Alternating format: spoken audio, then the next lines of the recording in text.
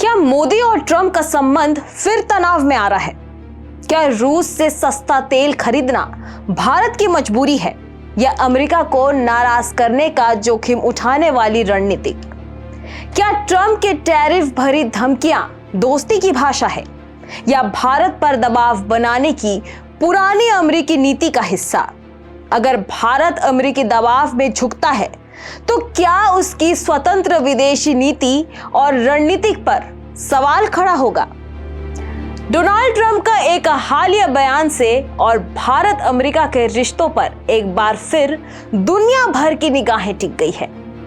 Trump ने कहा है कि रूस से तेल खरीदने के मुद्दे पर प्रधानमंत्री नरेंद्र मोदी उनसे खुश नहीं है, क्योंकि इसके चलते भारत को अमेरिकी टैरिफ का सामना करना पड़ रहा है।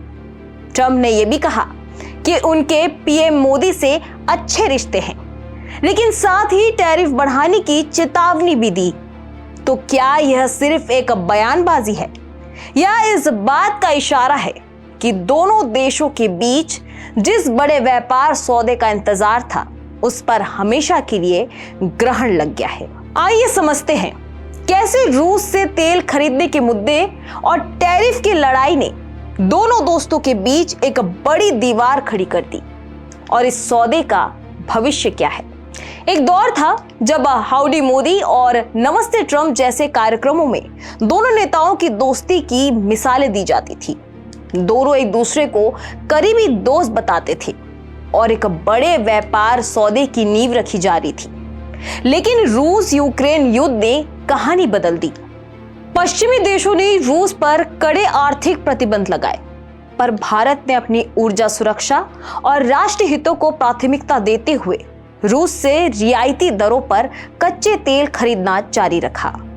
यह फैसला ट्रंप प्रशासन को रास नहीं आया।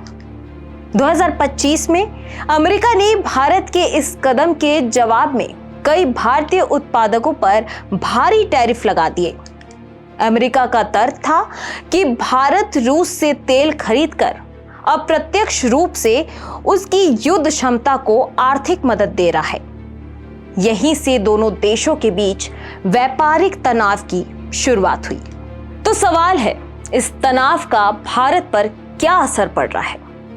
आर्थिक मोर्चे पर इन भारी भरकम टैरिफ का असर कपड़ा, चमड़ा और केमिकल जैसे कई भारतीय निर्यात क्षेत्रों पर पड़ रहा है। इसके बावजूद एक अच्छी खबर यह है कि अमेरिका को होने वाला भारतीय निर्यात मजबूत बना हुआ है और हर महीने लगभग $7 बिलियन के आसपास है।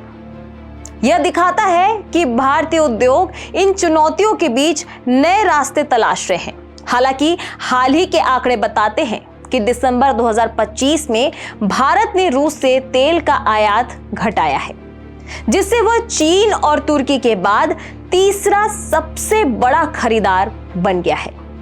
यह विवाद सिर्फ रूसी तेल तक ही सीमित नहीं है। अमेरिका के कुछ सीनेटरों ने भारत द्वारा अमेरिकी दालों पर लगाए गए 30% टैरिफ को लेकर भी ट्रंप को पत्र लिखा है, जिससे यह व्यापारिक लड़ाई और भी जटिल हो गई है। राजनीतिक तौर पर यह भारत की स्वतंत्र विदेश नीति और स्वाभिमान की परीक्षा है। ट्रंप के बयानों को भारत पर दबाव बनाने की एक कोशिश के तौर पर देखा जा रहा है। भारत सरकार ने हमेशा यह स्पष्ट किया है कि वह अपने राष्ट्र हितों, खासकर ऊर्जा सुरक्षा और किसानों के मुद्दों से कोई समझौता नहीं करेगा। क्या भारत और अमेरिका का सौदा अभी भी संभव है? एक तरफ ट्रंप टैरिफ की धमकी दे रहे हैं, तो दूसरी तरफ पर्दे के पीछे बातचीत भी जारी है। भारतीय वाणिज्य सचिव के अनुसार दोनों देश एक समझौते के बहुत करीब हैं, लेकिन इसकी कोई समय सीमा तय नहीं की गई है। ऐसा लगता है कि किसी बड़े सौदे की बजाय दोनों देश एक छोटे पहले चरण के सौदे पर काम कर रहे हैं। लेकिन राह में कुछ बड़ी बाधाएं हैं। अमेरिका चाहता है कि भारत रूस से व्यापार कम करे और अपने कृषि बाजार को अमेरिकी उत्पादकों के लिए खोले। वहीं भारत के लिए अपनी ऊर्जा सुरक्षा और किसानों के हितों के साथ समझौता करना लगभग असंभव है। इस बीच भारत सिर्फ अमेरिका पर निर्भर नहीं है, वह अपनी व्यापारिक निर्भरता कम करने के लिए एक वैकल्पिक रणनीति पर भी तेजी से काम कर रहा है। भारत यूरोपीय संघ के साथ एक बड़े मुक्त व्यापार समझौते को अंतिम रूप देने के बेहद करीब है, जिसकी घोषणा जल्द हो सकती है। इसके अलावा ब्रिटेन के साथ भी एक व्यापार समझौते पर सहमति बन चुकी है। यह दिखाता है कि भारत अमेरिकी दबाव के सामने असहाय नहीं है, बल्कि एक सदी हुई और रणनीतिक चाल चल रहा है। ट्रंप के बयानों और अमेरिकी टैरिफ ने भारत अमेरिका के रिश्ते में तनाव जरूर पैदा किया है, लेकिन व्यापार सौदे के दरवाजे पूरी तरह बंद नहीं हुए हैं। भारत एक तरफ अमेरिका से बातचीत जारी रखे हुए है, तो वहीं दूसरी तरफ यूरोपीय संघ और ब्रिटेन जैसे सहयोगियों के साथ अपने रिश्ते मजबूत कर रहा है। यह एक जटिल भू राजनीतिक शतरंज की विरासत है, जहां हर चाल बहुत सोच समझ कर चली जा रही है।